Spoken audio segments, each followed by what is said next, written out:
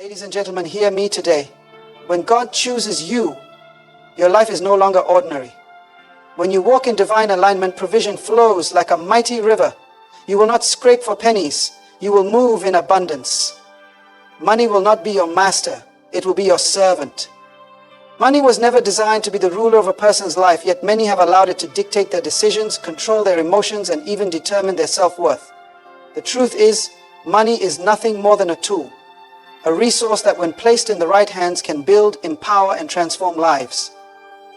When we misunderstand its purpose, we either chase it obsessively, becoming enslaved by greed, or we fear it, rejecting the very blessing that was meant to serve us.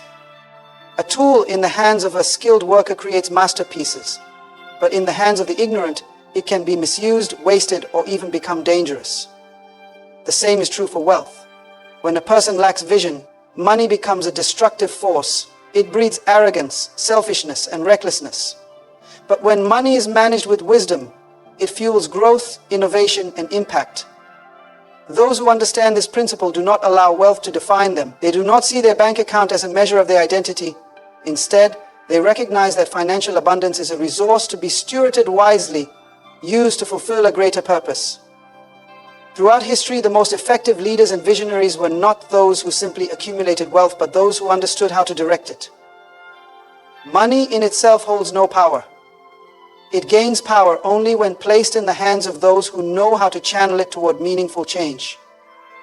The difference between those who are mastered by money and those who master it is found in their mindset. Those controlled by money make decisions based on fear. Fear of lack, fear of losing status, fear of the opinions of others. But those who see money as a tool move with confidence and purpose, knowing that as long as they walk in alignment with their assignment, provision will flow. Many people pray for financial blessings, yet they have not prepared themselves to handle it. They have no vision, no discipline, and no sense of responsibility for what they are asking for. God does not entrust resources to those who lack the character to manage them. He is looking for people who will take what He gives and multiply it, who will use wealth to build, restore, and uplift. When you recognize that money is merely a servant to your purpose, you will no longer chase after it in desperation. Instead, you will attract it naturally, because wealth always follows those who are prepared to use it wisely. Many people spend their lives chasing prosperity, thinking that financial security comes through struggle, luck, or manipulation.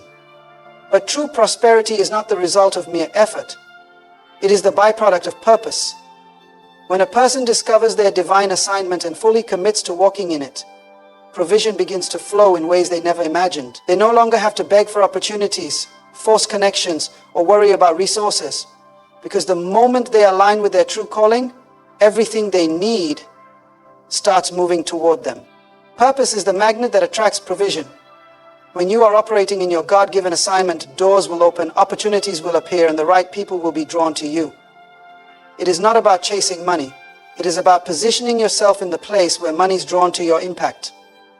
Look at every successful leader, every game changer, and every kingdom-minded individual. They did not run after prosperity. Prosperity ran after them because they were faithful in executing their purpose. The moment you step into the reason for which you were created, the resources necessary to fulfill that purpose will begin to seek you out. Many people struggle financially not because they are lazy, but because they are out of alignment. They work tirelessly in places where they are not called to be, trying to force success in an area that does not match their true identity. When you are in the wrong assignment, frustration is inevitable and financial struggles will follow. But when you step into the assignment that God has ordained for you, resources that once seemed impossible to access will begin to appear effortlessly. This is because heaven funds what heaven authorizes. God does not finance personal ambition. He finances kingdom vision. When you prioritize purpose, prosperity becomes a natural outcome. This does not mean you won't have challenges, but it does mean you will never lack what is necessary to fulfill your mission. God will ensure that the right doors open, the right investors come, and the right opportunities present themselves. Your responsibility is to remain focused on the vision and not get distracted by temporary financial setbacks. If you keep walking in obedience to your purpose, money, influence, and resources will chase you down. You will not have to force anything. Prosperity will follow you as you follow the call on your life. Many people pray for financial overflow, but God does not bless beyond a person's ability to manage. Wealth is not given randomly. It is entrusted to those who have proven they can handle it with wisdom. If you are faithful with little, you will be entrusted with much. But if you are reckless with what you already have, even more will be taken away. Financial increase is not a miracle. It is the result of stewardship. God is looking for those who can manage resources, not those who simply desire them. Money is not just about earning, it is about managing. Some people struggle financially not because they lack income, but because they lack wisdom. They spend carelessly, avoid discipline, and expect God to bless disorder. But God does not bless chaos. He blesses order. If you cannot manage $100, why would He give you $100,000? If you cannot handle small responsibilities, why would He place larger ones in your hands? The principle is simple. What you do with little determines what you can be trusted with in abundance. Look at the parable of the talents. Each servant was given a portion according to their ability. The ones who multiplied what they had were given more, but the one who buried his talent lost even the little he had. This shows that God watches how you handle every resource before increasing it. Some are waiting for more, but God is waiting for them to manage what they already have. Financial overflow is not just about praying for more. It is about proving you can handle. Stewardship is the key to sustaining wealth. Many people receive money but cannot keep it because they lack financial discipline. They waste it on unnecessary things, fail to invest, and refuse to plan for the future. This is why some rise to wealth quickly and fall just as fast, because their character and management skills could not sustain their financial blessing. God does not just want to give you wealth, He wants to develop you into a person who can sustain it and multiply it for generations. If you desire financial overflow, start managing what you have now with wisdom. Budget, save, invest, and use your resources for meaningful purposes. When God sees that you are a faithful steward, He will not withhold greater wealth from you. Money is always placed in the hands of those who can be trusted to use it wisely. And when you prove your ability to manage well, financial overflow will not just visit you, it will stay.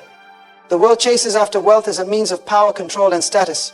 It teaches people to accumulate money for selfish gain, to manipulate others, and to measure success by material possessions. But the principles of the kingdom operate on a completely different foundation. In the world system, wealth is pursued at any cost, through greed, deception, and selfish ambition. But in the kingdom of God, wealth is not something to be chased. It is something that is attracted when you walk in divine purpose, integrity, and impact. Kingdom wealth is not built on exploitation, but on stewardship. It is not about hoarding riches, but about using resources to advance God's purpose on earth. The world tells you that money is the key to power, but in the kingdom, true power comes from alignment with God's will. When you are aligned with divine purpose, you do not have to strive for money. It comes as a natural result of your obedience. Provision follows vision. When you are walking in your assignment, God ensures that you have everything you need to accomplish the work He has placed in your hands. The difference between kingdom economics and worldly wealth is the source. Worldly wealth is temporary, unstable, and often built on deception. People who gain wealth through greed or corruption are constantly in fear of losing it because they know it is not secured by divine favor. But kingdom wealth is sustained by God's hand. When wealth comes through divine favor, it is not something that can be stolen, manipulated, or destroyed. It is protected because it is given for a higher purpose. Another key difference is the way wealth is used. In the world, people use money to elevate themselves, to boast in their achievements, and to control others. But in the kingdom, wealth is used to serve, to build, and to bless. God gives resources to those who will use them wisely, who will invest in people, communities, and the advancement of His kingdom. True prosperity is not measured by how much you have, but by how much impact you create. When you understand this, you will not chase after money like the world does. Instead, you will focus on fulfilling your assignment, knowing that wealth will follow you as a result of your faithfulness. The world system teaches that money is the ultimate goal, but in the kingdom, wealth is simply a tool. Those chosen by God do not seek riches for their own sake. They attract wealth through their obedience, character, and divine purpose. When you embrace kingdom principles, financial overflow becomes inevitable. Not because you pursued money, but because you pursued impact, and God ensured that everything you needed was added unto you. Many people misunderstand the idea of financial overflow. They think that having wealth means spending recklessly, wasting resources, or indulging in excess. But in the kingdom, Prosperity is never about waste. It is about flow. Just as water flows according to the channels it is given, financial resources flow in the direction of purpose. When God chooses someone for greatness, He ensures that provision moves freely in their hands, not for selfish indulgence, but for kingdom expansion and the blessing of others. Water is one of the most powerful forces in creation, and its movement is never random. It follows paths, nourishes what it touches, and creates life wherever it flows. This is how financial resources work in the hands of those who are chosen. Money is not meant to be hoarded or misused. It is meant to move with divine direction. Some people accumulate wealth but never use it for anything meaningful, and as a result their resources dry up. But when you understand that financial blessing is a tool, you allow it to flow in ways that bring transformation, impact, and increase. To spend money like water in the kingdom does not mean waste. It means ease. It means money moves in and out of your hands effortlessly because you are connected to a divine supply. You will never have to force prosperity because God will ensure that you always have enough for your assignment. When you are chosen, resources will come when you need them, in the right amounts and for the right purposes. Your focus will not be on trying to hold on to wealth, but on allowing it to move through you in ways that glorify God and bless those around you. Look at how water operates. It flows to sustain, to cleanse, and to bring life. In the same way, those who understand kingdom economics use their resources wisely, ensuring that their wealth serves a greater mission. They invest in people, fund visions, support communities, and expand God's influence on earth. They do not fear lack because they know that as long as they remain connected to their divine source, the flow will never stop. So when God places wealth in your hands, do not fear releasing it. Let it move with wisdom, with purpose, and with impact. Money in the hands of the chosen is not for vanity. It is for transformation. And when you embrace this principle, you will never lack. Because the more you let it flow, the more God will ensure it keeps coming back to you. Wealth is never given without purpose. God does not release financial abundance just to satisfy selfish desires or personal indulgence. He sends resources in alignment with vision. If your dreams are small, your provision will be small. But when you embrace a God-given vision that is bigger than you, one that impacts lives, transforms communities, and establishes His kingdom on earth, then heaven opens up to supply all that is needed. Provision follows vision. This means that if you are struggling financially, the real issue may not be lack of money, but lack of clarity in purpose. God funds what He initiates.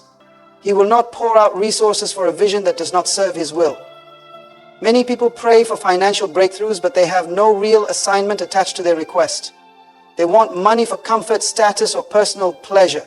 But God does not finance selfish ambition. He supplies to those who are building something that aligns with His divine plan. Look at the great men and women in Scripture who walked in abundance. Their wealth was never for themselves alone. It was for the fulfillment of a divine purpose. Abraham was blessed because he was called to establish a nation.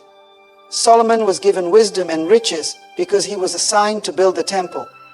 Joseph managed the wealth of Egypt because his vision was to save nations from famine. Every time God placed financial resources in someone's hands, it was because their assignment required it.